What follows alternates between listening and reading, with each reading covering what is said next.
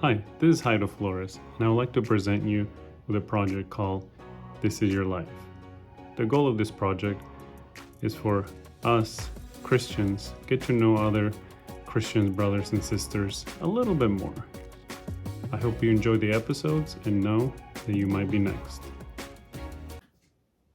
Hello, and welcome to another episode of This Is Your Life.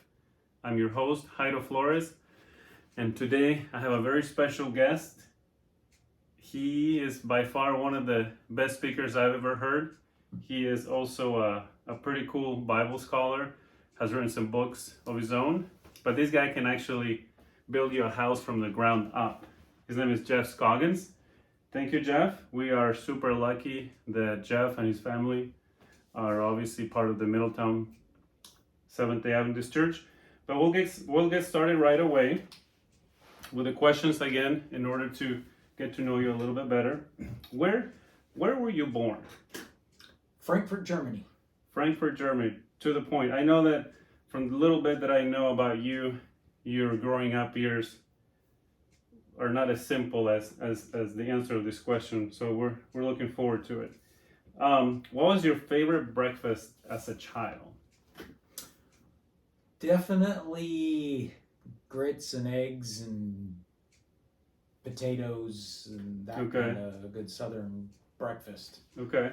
That was my favorite. But when we moved to the Middle East, I guess I really love the Middle Eastern breakfasts too. So. Well, that was one of my questions. Not again to jump ahead too much, but did it change when you moved around a lot? Oh yeah. That's pretty cool. Can you use an adjective to describe your childhood? Varied, I guess. There would be a lot of them, I guess. But yeah, my childhood was just all over the place. So Okay. different, unusual. Yeah, from what I've heard, I think unusual is a very good way to put it. In less than 10 minutes, tell us a little bit about where you grew up. I know that you probably need a whole lot more than 10 minutes, but I can do a 10-minute version. there you go. Well, I was born in Germany, but I don't remember it. We came home when I was probably 6 months old or something. I don't know. And we went to Tennessee, where we spent a few years. Again, I was young, so we moved around a lot. We lived in Alabama. My dad was colporteuring and doing publishing work, and so we moved around a lot doing that. We spent summers in a pop-up camper often, wherever we happened to be, they would set us up, and Sure. My mom would stay with us. We were homeschooled when we got old enough for school, and my dad would be off doing his thing, and we stayed in KOAs or wherever we could find a place to stay, and moved around like that until I was about 8 years old, something like that. Okay. And we were living near Nashville at the time, and my parents got a call to go to Beirut, Lebanon as missionaries. So that was a new experience. We packed everything we owned, and well, not everything we owned, but everything that we were taking with us, Sure. into 55-gallon drums, steel drums, and welded them shut because we had heard horror stories about, so put them in a giant container, and which got shipped over and arrived a year later. We went to Lebanon and lived on a beautiful compound that I wish still existed, and made a lot of friends there, and Lebanon still has a special place in my heart. Came back again and weren't exactly sure where we were going, so we moved to South Carolina for about 6 months. And then my dad got a job in Iowa as publishing director there. So we moved to Iowa, spent about 3 years there, and I guess I was getting a little too wild as I hit my teenage years or something. My parents decided it was time to go back to the mission field, and so we went to Africa, to Rwanda. We stayed in Mudendi for a while doing language learning, which is the university up in the mountains. And then I was there about a month and I flew off to Kenya by myself. Well, my mom came with me the first time, but after that, my brother and I, we were back and forth and going to school. And so I spent 2 years in Kenya. 1 year in Nairobi, and then the second year we moved the school out to the game park. There was nothing out there except lions and leopards and stuff. So that was fun. We built a school up from nothing, and then for my final year, my senior year of high school, I went to Singapore, Far Eastern Academy, and graduated from Singapore, came home back to the States again, and I had decided to go to Union College, and so I went there. That's where I met Becky, and so 4 years at Union College. Then out to Maryland. I got a job at the General Conference, actually for ADRA, and then the North American Division, and then the General Conference. So I was there for almost 9 years. Becky and I got married about halfway through that. And then we were called to Russia, to Moscow, where we spent really it ended up being closer to 3 years by the time we were all said and done. And then we went back to the U.S. and I pastored in Minnesota for 12 years, started our family then, and then we, in 2015, accepted a call back to the General Conference, back to Adventist Mission, where I'd worked before, the last place I had worked, and then came back here and been here since then. So and I know this is kind of an extra question, but you're probably one of those people that when someone asks you, "Oh, where are you from?" you're like, "Well, it's kind of a complicated." Used to be. I used to do that, and that took too long. So now they say, "Where are you from?" I say, "Tennessee." There you go. It's a lot easier. That is easier. It's kind of a nice neutral place too. Yeah. I feel like. What is the best and worst advice that a fellow Christian has given you in the past? The best and worst advice. I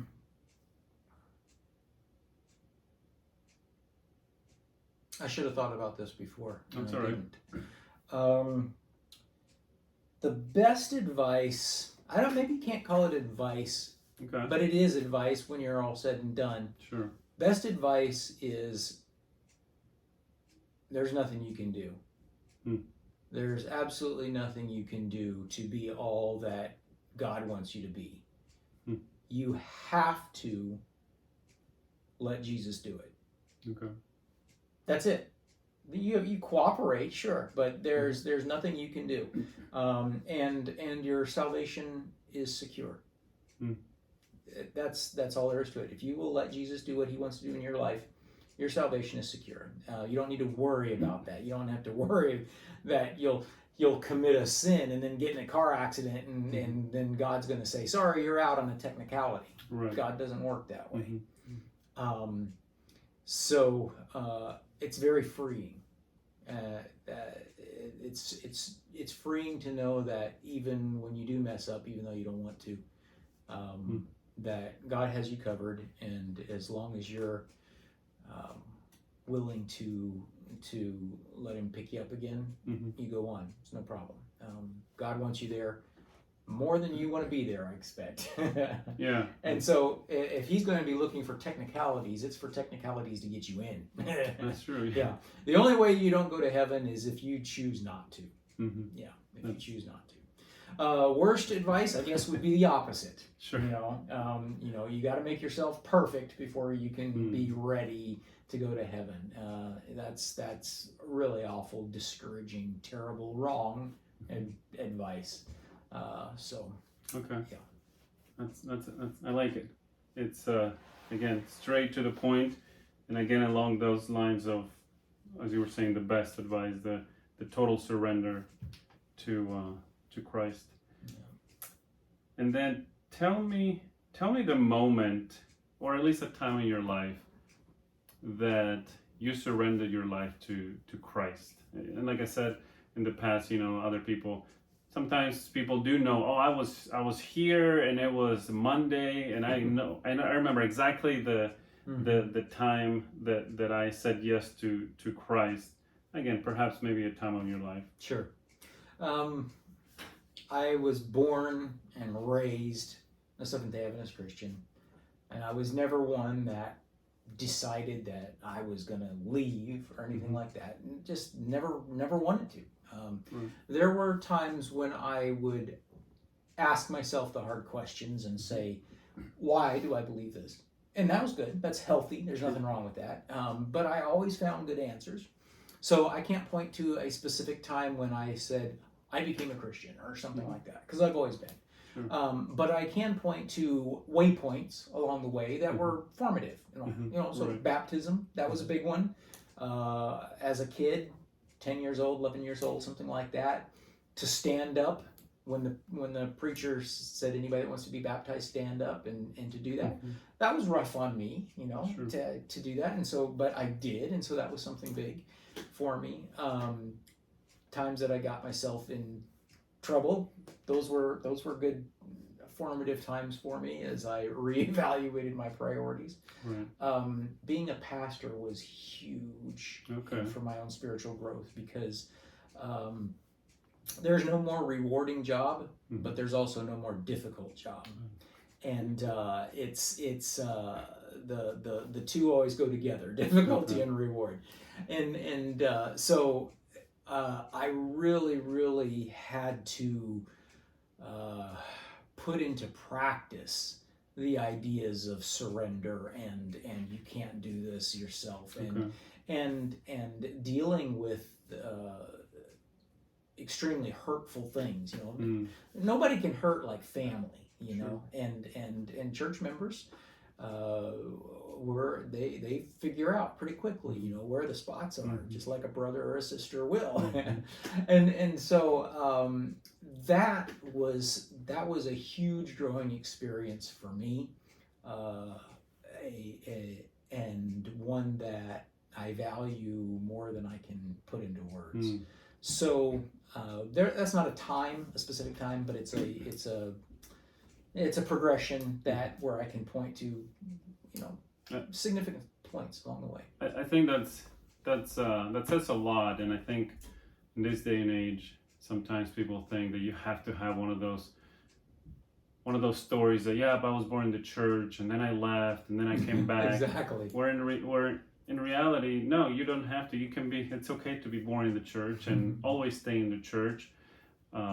Somebody once said, I liked it. They said, you never hear anybody say, I wish I had been an orphan so that I could discover what it was like to have parents. Correct. It's like, no, that's ridiculous. That is very, very true. Yeah, that is true. Yeah. And then what is your hope for yourself as a follower of Christ? Hope for myself. I guess the biggest hope for myself, I don't have to hope that I get to go to heaven. Sure. I don't have to hope for any of those kind of good things. Those are there.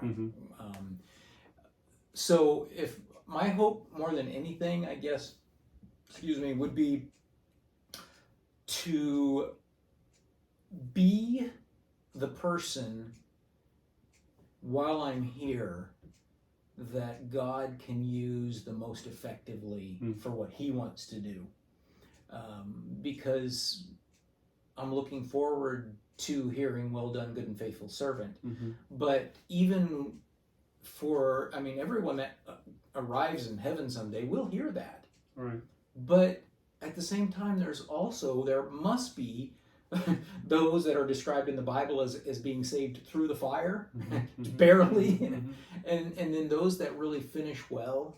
And so if there's a hope for me that I have, it would be that I could finish as well as I possibly can, given how much of a mess that I've already made for God to be able to do that, and so I'm aware that I have limited what God is able to do with me because of my own problems. But in spite of that, he finds ways to use me anyway, and so I hope that I can be do the best that I can, just for that. Yeah. Yeah.